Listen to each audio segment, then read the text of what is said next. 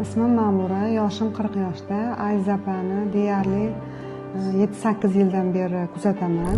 Bundan bir necha yil oldin Kim aybdor kursida ham o'qiganman. Dubaydan olib efirlar qilganini ko'rib, motivatsiyalar olib, shundan keyin ularni yana ham ko'proq qiziqib kuzatishni boshlaganman.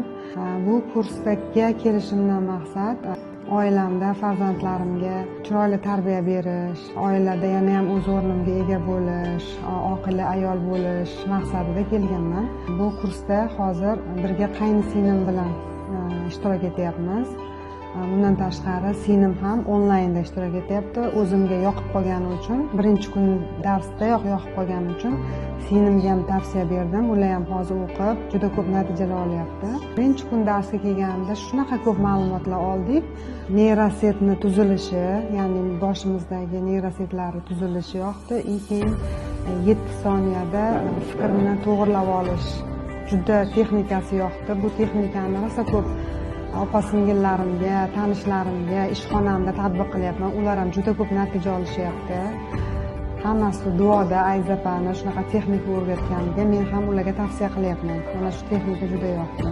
Ranglar bilan ishlash, bizga qalamlar bilan, ranglar bilan ko'zlarimizni yumib qildirgan texnikasi ham zo'r yoqdi. Hamma darslari o'zgacha, bir-biriga o'xshamaydi. Har darsda har xil yangiliklar, har xil insaytlar olyapmiz. Ushbu maktabni alohida bir insonlarga tavsiya emas, har bir ayolga, har bir onaga, har bir qizga tavsiya qilgan bo'lardim.